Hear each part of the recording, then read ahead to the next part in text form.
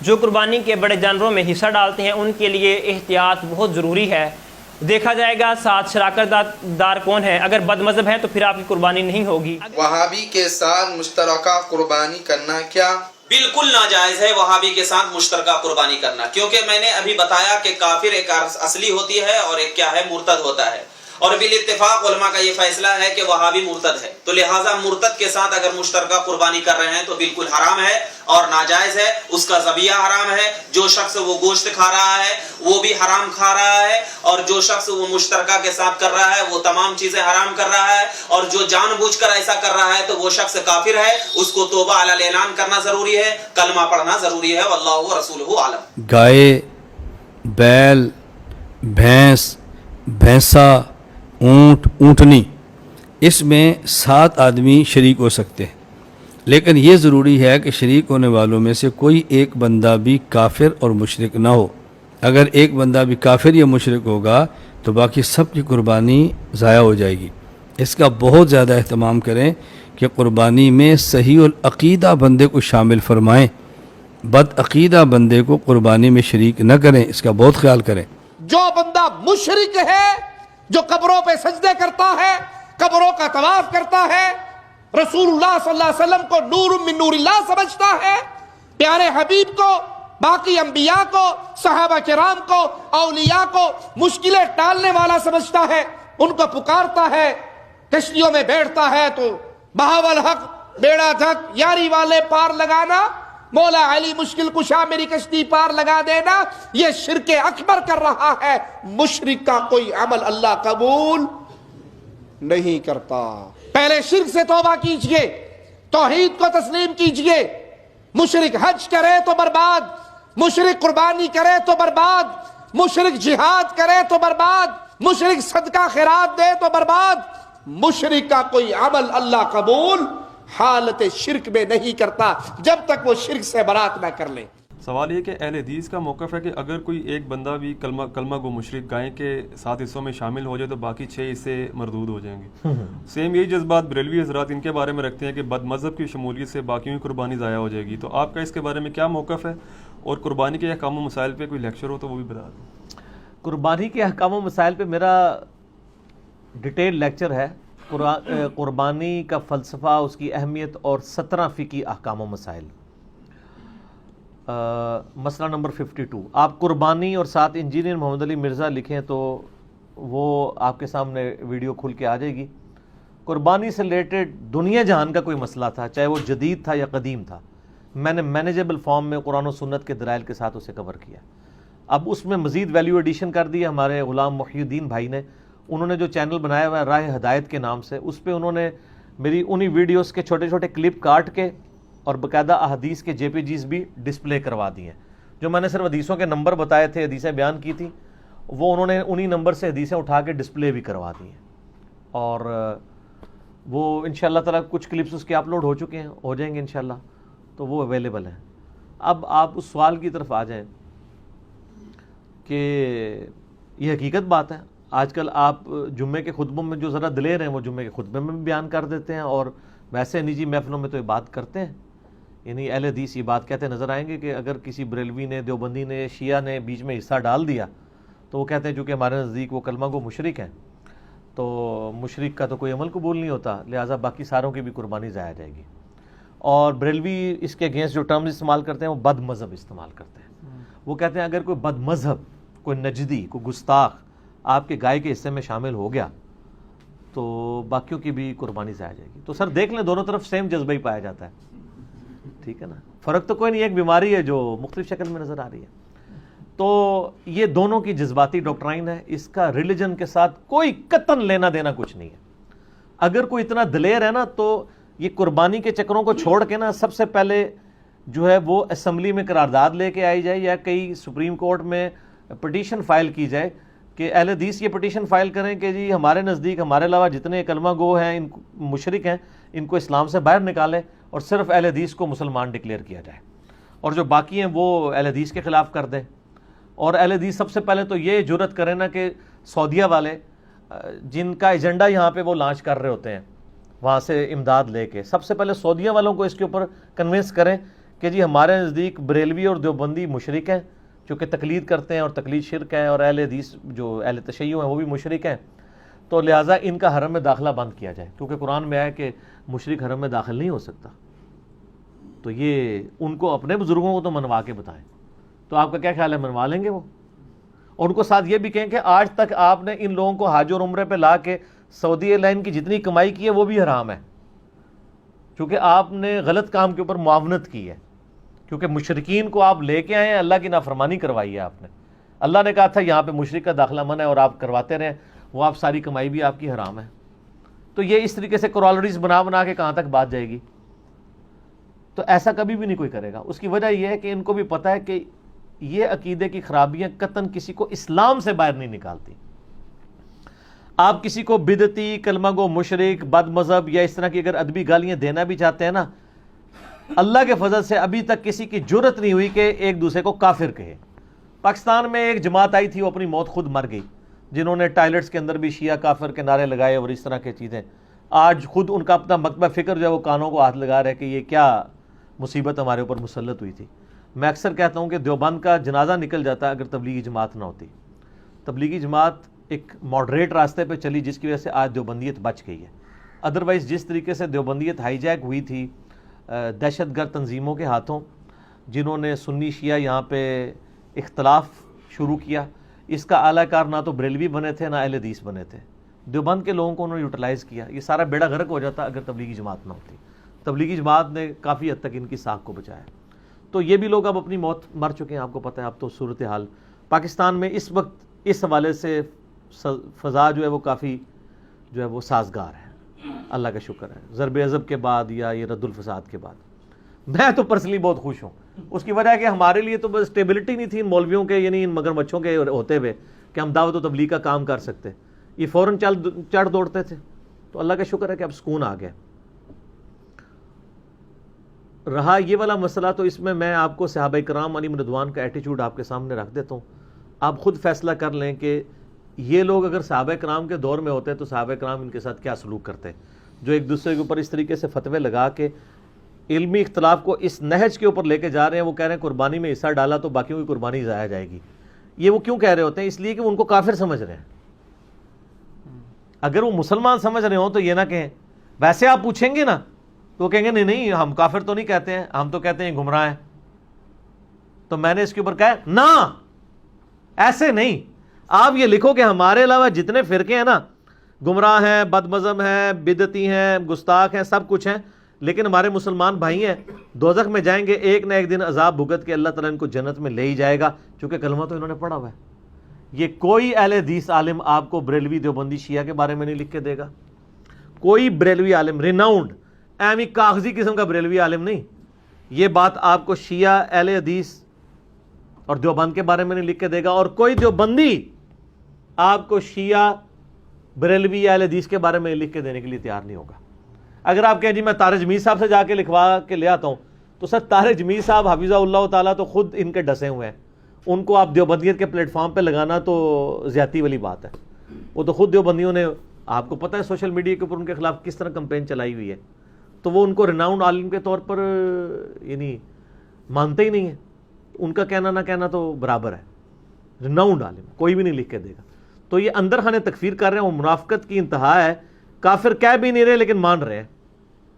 ہم تو ڈنکے کی چوٹ پہ کہہ رہے ہیں نا کہ ان کے نظریات گمراہ کن ہیں، لیکن ہمارے مسلمان بھائی ہیں، ہم ان کے پیچھے نمازیں بھی پڑھتے ہیں، ان کو چندے بھی دیتے ہیں۔ یہ بھی جڑے بنے نا، یہ بات کریں نا کہ ہمارے نزدیک کافر ہے، نہ ہم ان کو چندہ دیں گے، نہ نماز پڑھیں گے، نہ قربانی میں حصہ ڈالیں گے۔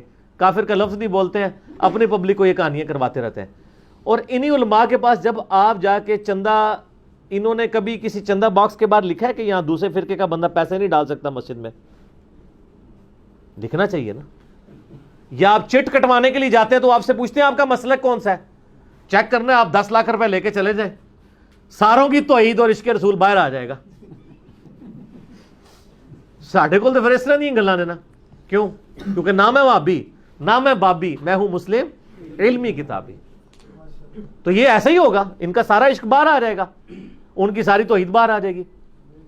صحابہ کرام علیہ رضوان کا ایٹیچیوڈ میں آپ کو بتاتا ہوں۔ صحیح بخاری میں سیدنا عثمان ابن عفان رضی اللہ تعالیٰ عنہ علیہ السلام خلیفہ ثالث کا فتویٰ موجود ہے، 695 نمبر ہے انٹرنیشنل نمبر کے مطابق صحیح بخاری میں، کہ ان کے پاس کچھ اصحاب آتے ہیں، جب ان کو باغیوں نے محصور کر دیا ان کے گھر میں اور مسجد نبوی تک پہنچنے پہ پابندی لگا دی، مسجد نبوی پہ انہوں نے قبضہ کر لیا، اپنا امام وہاں پہ کھڑا کر دیا، تو لوگوں نے آ کے عرض کیا کہ اے امیر المومنین، ہمارے امام تو آپ ہیں، یعنی آپ ہمارے پولیٹیکل امام بھی ہیں اور مسجد کے امام بھی ہیں۔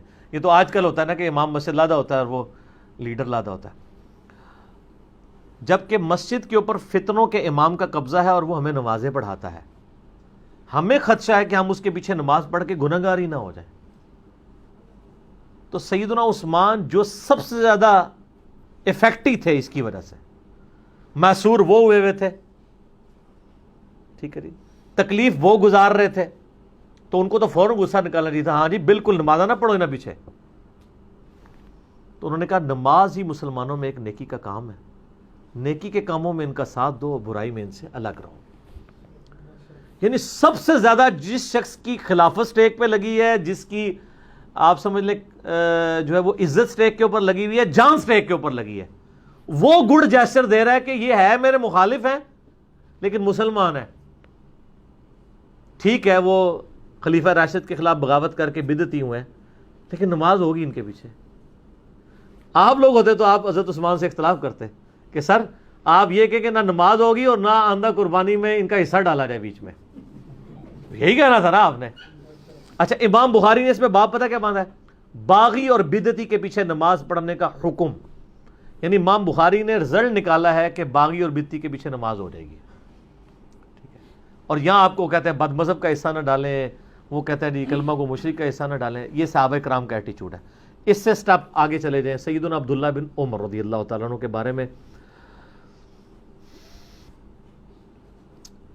سنن الکبریٰ البیہقی میں موجود ہے صحیح سند کے ساتھ، انٹرنیشنل نمبر کے مطابق 5088 اثر ہے کہ عبداللہ بن عمر کہا کرتے تھے جب تک خوارج کی مساجد سے حی علی الصلاح حی علی الفلاح کی آواز آئے گی ہم ان کی اذان کا بھی جواب دیں گے، یہ اذان کا جواب صرف جواب دینا نہیں، یعنی ان کے پیچھے نماز بھی پڑھیں گے، اور ان کے سلام کا بھی جواب دیں گے، لیکن جب یہ ہمیں کہیں گے کہ ہم اپنے مسلمان بھائیوں کو قتل کریں تو ہم ان سے الگ ہو جائیں گے۔ خوارج وہ ہیں جن کے بارے میں بخاری اور مسلم میں درجنوں احادیث ہیں کہ وہ دین سے نکل جائیں گے، جیسا کہ تیر شکار سے آر پار ہوتا ہے اور اس کے اوپر خون کا اثر بھی نہ رہے، ایسا تیر، اس طرح خوارج اسلام میں سے داخل ہو کے نکل جائیں گے۔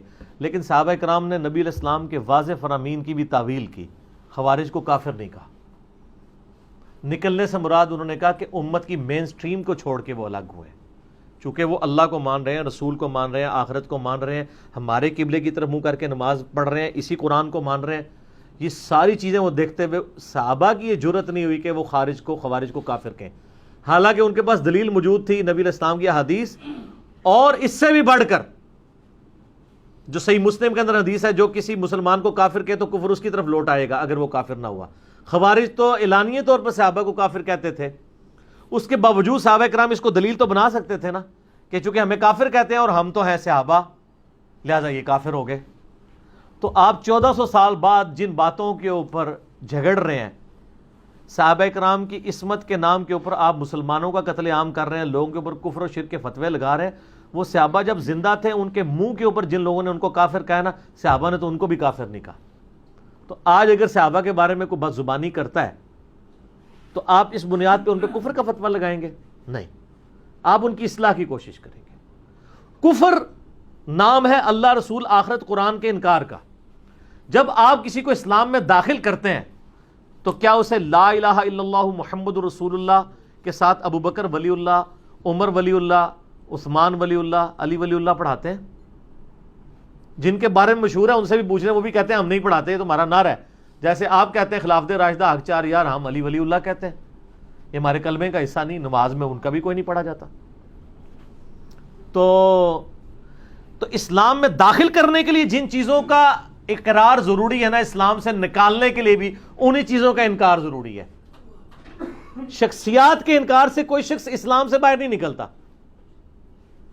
اللہ، رسول، آخرت، قرآن کے انکار کرنے سے، ان کی چیزوں کا انکار کرنے سے انسان اسلام سے باہر نکلتا ہے۔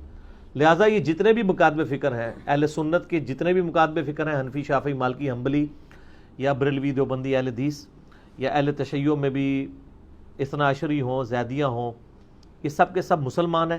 اپنی تمام تر گمراہیوں کے باوجود آپ ان سے علمی اختلاف رکھیں، ان کے پیچھے نمازیں پڑھیں، ان کے ساتھ نکاح والے معاملات کریں، اہل کتاب جتنا تو کم از کم ان کو درجہ دیں، اور یہ سارے معاملات لے کے چلیں۔ البتہ جو مسلمانوں نے اجماع کے ساتھ جن مکاتب فکر کو اسلام سے نکالا ہے، جیسا کہ اہل سنت میں سے ایک ٹوٹا ہوا گروہ ہے قادیانی، جو اپنے آپ کو احمدی کہتے ہیں، اور یہ مسلمانوں کو بھی چاہیے ان کو احمدی نہ کہا کریں، یہ احمدی نہیں ہے، یہ قادیانی ہے۔ تو ویسے بھی اس کا نام غلام احمد قادیانی تھا، احمد قادیانی تو نہیں تھا۔ اس کے ماں باپ نے تو اس کو نبی الاسلام کے غلام کے طور پہ رکھا تھا، وہ کیا پتا تھا کہ بعد میں یہ کیا چیز بن کے نکلے گی۔ تو قادیانی اہل سنت میں سے ٹوٹا ہوا ایک فرقہ ہے جس کی تکفیر پاکستان میں آئین کے اندر شامل ہو چکی ہے کہ یہ کافر ہے، کیونکہ انہوں نے بہت بڑا اختلاف کیا۔ دوسرا اہل تشیع کا ایک آف شوٹ ہے، یہ تو سب کانٹیننٹ میں پائے جاتے ہیں قادیانی، بریلوی، دیوبندی، اہل حدیث، شیعہ، یہاں کے انڈیا، پاکستان، بنگلہ دیش کے ان سے متاثرین ہیں۔ شام کے اندر ایک اہل تشیع کا گروہ ہے نصیریہ، جس کی اب کچھ یعنی یہاں پہ بھی ان کی شیطنت پھیلنا شروع ہو گئی ہے، جو سیدنا علی کے لیے الوہیت کلیم کرتے ہیں، علی اللہ کہتے ہیں، نعوذ باللہ، ائمہ اہل بیت کے نام لیتے ہیں تو حسین جل جلالہ، نعوذ باللہ۔ تو یہ سیدھے سیدھے کافر ہیں، ان کو تو شیعہ علماء نے خود کافر ڈکلیئر کیا ہے۔ تو یہ نصیریہ یہ والے ایسے ہیں کہ جن کے بارے میں آپ یعنی وثوق سے کہہ سکتے ہیں، باقی جو ہیں وہ مسلمان ہی ہیں۔ آپ مولویوں کے فتووں کو چھوڑیں، آپ خلیفہ راشد سیدنا عثمان ابن عفان رضی اللہ تعالیٰ عنہ علیہ السلام اور سیدنا عبداللہ ابن عمر رضی اللہ تعالیٰ عنہ علیہ السلام کے فتاویٰ کے اوپر چلیں، اور مولا علی کا بھی آپ فتویٰ لے لیں۔ دیکھیں خوارج سے سب سے زیادہ تکلیف سیدنا علی کو پہنچی ہے، ٹھیک ہے جی۔ المصنف ابن ابی شیبہ میں موجود ہے، المستدرک الحاکم میں موجود ہے۔ مولا علی سے پوچھا گیا کہ بتائیے یہ خوارج جو ہیں یہ کافر ہیں، تو ان کا یہ کافر نہیں ہے، یہ کفر ہی سے تو بھاگے ہیں، انہوں نے یہ گمان کیا کہ میں کفر میں مبتلا ہوا ہوں تو اس لیے مجھے چھوڑ گئے، اپنے زوم میں انہوں نے سمجھا۔ تو پوچھا گیا یہ منافق ہے، انہوں نے کہا منافق تو نہیں ہے، قرآن تو کہتا ہے منافق تو بڑی اللہ کا کم ذکر کرتے ہیں، یہ تو بڑی لمبی نمازیں پڑھتے ہیں، اگر یہ منافق ہوتے۔ دیکھیں آپ لوگوں سے آپ کے مخالفین کے بارے میں پوچھا جائے تو پڑھ کے رکھ چھڑ دو، یہ دنیا میں کون سا انسان ہے جو اپنے مخالفین کی جو خوبیاں بیان کر رہا ہے؟ یہ نبی علیہ السلام کی تربیت کا نتیجہ ہے، اور تکفیر کے آگے بند ہے، کہا مشرک بھی نہیں، کافر بھی نہیں، منافق بھی نہیں۔ پھر پوچھا کہ بتائیں یہ کون ہے؟ تو انہوں نے کہا یہ ایک جماعت ہے ایسی جس نے ہم سے بغاوت کی، ہمارے بھائی تھے، بھگوڑے ہو گئے۔ کیونکہ اگر وہ کافر بھی نہیں، منافق بھی نہیں، تو تیسری کیٹیگری مسلمان ہی بچتی ہے۔ یعنی ہمارے دین اسلام میں جب ہم ڈسکشن کرتے ہیں، لوگوں کی کیٹاگرائزیشن کرتے ہیں، تو ہم کہتے ہیں یا بندہ مسلمان ہوگا، مسلم یا مومن، یا بندہ منافق ہوگا، اور یا کافر ہوگا۔ تو مولا علی کہہ رہے ہیں وہ نہ کافر اور مشرک ہیں نہ منافق ہیں، تو مسلمان ہوئے۔ ہماری ایک قوم ہے جس نے ہمارے ساتھ بغاوت کی ہے۔ تو یہ تین صحابہ کا آپ ایٹیچیوڈ دیکھ لیں، ان تین فرقوں کو اب آپ دیکھ لیں، بریلوی، دیوبندی، اہل حدیث کو، جو صحابہ کرام کے نام کے اوپر چندے کھا رہے ہیں، کہ ان کا ایٹیچیوڈ وہی ہے۔ اور یہ مجھے پتا ہے یہ جمعے آج کل پڑھانے شروع ہو جاتے ہیں اس کے اوپر کہ جی کسی بد مذہب کا حصہ نہ ڈالیں، یہ نہ کریں، وہ نہ کریں۔ پھر جب انہوں نے آپ کی چمڑیاں اتارنی ہوتی ہیں کسی پولیٹیکل جماعت کو بنا کے، پھر یہ سارے ہاتھوں میں ہاتھ ڈال کے ایسے سٹیج کے اوپر چڑھے ہوتے ہیں کہ آگے جیسی سارے رل کے تھوڑے کو چندے لواں گے، تھوڑی چمڑیاں لواں گے، اور جیسے ہی اپنی اپنی مسجدوں میں جاتے ہیں پھر اختلاف کی باتیں شروع کر دیتے ہیں۔ وہ مجھے گاندھی صاحب کی بات یاد آئی، ان کو ایک ٹی وی پروگرام میں بلایا گیا تو ان سے پوچھا گیا کہ فرقہ واریت کا حال کیا ہے؟ تو انہوں نے کہا فرقہ واریت کا حال یہ ہے کہ ہمارے علماء جو ٹی وی چینلز پہ بیٹھ کے میٹھی میٹھی باتیں کرتے ہیں نا، یہی میٹھی میٹھی باتیں جمعے کے خطبوں میں بھی شروع کر دیں تو فرقہ واریت ختم ہو جائے گی۔ ٹی وی پہ دیکھا کتنے پازیٹیو بنے ہوتے ہیں، دیکھ رہے ہیں اٹ کتے دا ویر ہے، یا کہہ لو کتے دا ویر ہے۔ ظاہر ہے وہ قرآن پاک میں دیکھیں نا، سورۃ الاعراف کی 175 نمبر آیت میں ہے نا کہ جو علماء سو ہیں وہ کتے کی مثال ہے، یہ قرآن کی مثال ہے۔ اور ابو داؤد میں حدیث ہے کہ میری امت میں 72 فرقے دوزخ میں جائیں گے، اور وہ اہل بدعت ایسے ہوں گے کہ جیسا ان کو باولا کتا کاٹ جائے اور اس کے حلق اس کے ایک ایک رگو ریشے میں پہنچ جائے۔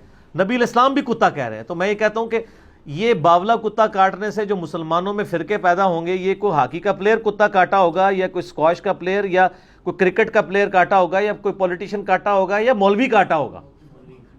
مولوی کاٹے گا تو فرقہ بنتا ہے نا۔ تو نبی علیہ السلام نے بھی کتا کہا، قرآن میں بھی آیا۔ تو وہ میں واپس آتا ہوں ادھر کہ جب کتے کا ویر پڑتا ہے تو آپ دیکھتے ہیں کہ ٹی وی کے اوپر کس طرح پازیٹیولی ایک دوسرے کی بات سن رہے ہوتے ہیں، اختلاف بھی کرتے ہیں، اور پھر وہ کہتے ہیں نہیں میں ان کی بڑی عزت کرتا ہوں۔ یہ عزت وہ ٹی وی پہ پیسے کمانے کے لیے ہوتی ہے، ذرا پیسے لے کے آئے ہوتے ہیں ادھر۔ یہی لوگ جب اب ادھر جاتے ہیں اور آپ دیکھ رہے ہیں کہ یہ لوگ، جو میں اب نام لیے بغیر کہتا ہوں، کہ یہ لوگ اپنے کلپس ریکارڈ کراتے ہیں کہ جی فلاں جو ہے وہ گمراہ ہے، ان کے پیچھے نماز نہیں ہوتی۔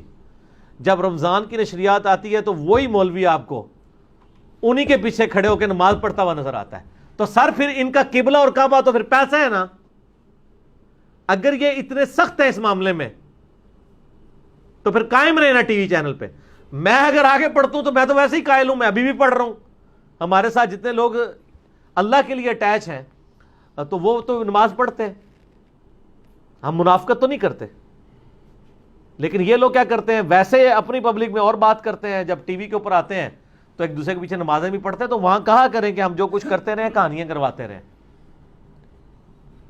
اور ان کو بالکل کوئی اس وقت حیا تک نہیں آتی ہے کہ ہم نے دو اپنے چہرے کیوں رکھے ہوئے۔ ان کی کامیابی کا، دنیا میں کامیابی کا راز ہی دو چہرے ہیں، یاد رکھیے گا۔ دنیا میں منافقت کامیاب ہے، یہ ذہن میں رکھیے گا۔ سچی بات تو سر، اگر سچی بات بولنا کامیابی ہوتی نا دنیاوی، تو سب سے زیادہ کامیاب پیغمبر ہوتے ہیں دنیاوی طور پہ۔ جبکہ آپ ذرا تاریخ انسانی میں صرف نبی علیہ السلام کو یا ایک دو پیغمبروں کو تو آپ چھوڑ دیں، باقی سب کے سب آپ کو دنیاوی طور پہ ناکام پرسنالٹیز نظر آئیں گے۔ لیکن چونکہ اللہ کے ہاں یہ ناکامی کا معیار نہیں ہے، اللہ تو کوالٹی کو دیکھتا ہے، کوانٹٹی کو نہیں دیکھتا۔ ورنہ عیسیٰ علیہ السلام کو 12 واری اپنی زندگی میں ملے ہیں صرف، اور اللہ تعالیٰ نے بھی عیسیٰ علیہ السلام کی جان بچا کے انہیں اٹھایا زندہ اوپر، ورنہ یہودی ان کو مارنے لگے تھے۔ نوح علیہ السلام پہ 950 سال بعد بھی 78 لوگ ہی مسلمان ہوئے ہیں۔ لوط علیہ السلام کی 2 بیٹیاں ہی مسلمان ہوئی ہیں۔ ابراہیم علیہ السلام کی بھی 2 بیویاں، اور قرآن میں سورہ عنکبوت میں آتا ہے ایک لوط ان پر ایمان لایا۔ 2 بیٹیاں تھیں اور چند بچے تھے، اور اللہ تعالیٰ قرآن پاک میں بار بار ابراہیم علیہ السلام کا ذکر کر رہا ہے۔ بھائی ابراہیم علیہ السلام نے کون سا ورلڈ کپ جیتا ہے؟ کتنے کروڑوں لوگوں کو کلمہ پڑھایا ہے؟ درجنوں بھی نہیں انہوں نے کلمہ پڑھا ہو۔ لیکن اللہ کے نزدیک کوانٹٹی اتھارٹی نہیں ہے، کوالٹی ہے۔ اس لیے اللہ تعالیٰ پھر ہمیں کہتا ہے آپ ملت ابراہیم کی پیروی کرو۔ بار بار نبی علیہ السلام کو بھی حکم ہے، آپ کی امت کو بھی، بل ملت ابراہیم حنیفا وما کان من المشرکین ما کان ابراہیم یہودی ولا نصرانی ولکن کان حنیفا مسلما وما کان من المشرکین۔ بار بار ابراہیم اور ابراہیم ہو رہی ہے، علیہم السلام اجمعین۔ تو میرا تو موقف یہ ہے کہ یہ دونوں جھوٹ بول رہے ہیں، اور بس چندوں کی اور کھالوں کی گیم ہے ساری۔ اور اس کا ثبوت بھی میں آپ کو بتا دوں، میں نے کئی دفعہ یہ بات کی ہے کہ اگر ان کا بس چلے تو قربانی والے دن آپ کی بھی کھال اتار کے لے جائیں۔ مختلف مکاتب فکر کو تو چھوڑ دیں، ایک مکتب فکر کی جو ایک سے زیادہ جماعتیں بنی ہوئی ہیں، وہ کیوں ایک دوسرے کے پاس آپ کو قربانی کا حصہ کیوں نہیں ڈالنے دیتے؟ وہاں تو پھر عقیدہ بھی ایک ہے نا، اجازت دیتے ہیں؟ آپ کو پتہ ہے اہل حدیث میں، بریلویوں میں، دیوبندیوں میں کتنی، مثلا میں اب نام لے کے بتا دیتا ہوں، یعنی بریلویوں میں آپ کو ڈاکٹر تعلق قادری صاحب کی ایک جماعت ملے گی اور دوسری طرف الیاس قادری صاحب کی، کیا ایک دوسرے کی طرف وہ جانے دیں گے؟ اہل حدیث میں آپ کو جماعت الدعوہ ملے گی، جمعیت اہل حدیث ملے گی، کیا ایک دوسرے کے پاس جانے دیں گے؟ ناٹ ایٹ آل، کبھی بھی نہیں جانے دیں گے۔ کیوں؟ اس لیے کہ وہ چندوں کی گیم کے اوپر چل رہے ہیں، سارے کا سارا ان کا سارے کا سارا معاملہ چندے کے اوپر چل رہا ہے۔ اگر وہ کہیں کہ عقیدے کا اختلاف کوئی ہمارے لیے ایشو نہیں ہے، ہم تو عقیدہ تو ایک ہی ہے، بس یہ فروعی اختلاف ہے، تو ایک دوسرے کے پاس جانے دینا، کیوں نہیں جانے دیتے ہیں؟ ناٹ ایٹ آل، کبھی بھی نہیں جانے دیں گے۔ تو سر یہ تو پرانی بات ہے کہ فلانے کا حصہ ڈالنا ہے، فلانے کا حصہ نہیں ڈالنا۔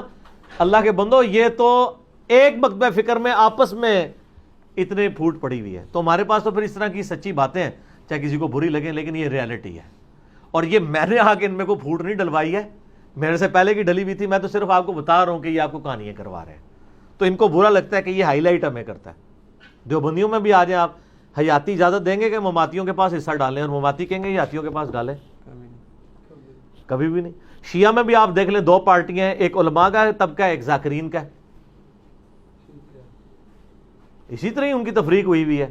اور ماشاءاللہ آپ دیکھ لیں آج کل سوشل میڈیا کی برکت سے یہ ہوا ہے کہ ان سارے لوگوں کی جو اس طرح کی ڈھکی چھپی دشمنیاں تھی نا, کھل کے سامنے آ گئی. ہمیں کوئی اب بتانا نہیں پڑتا, آپ خود جا کے دیکھ لیں. تو اس کے بعد انشاءاللہ ایک وقت آئے گا کہ آپ بھی جھوم کے کہیں گے کہ نہ میں وہابی, نہ میں بابی, میں ہوں مسلم علمی کتاب. ٹھیک ہو گیا.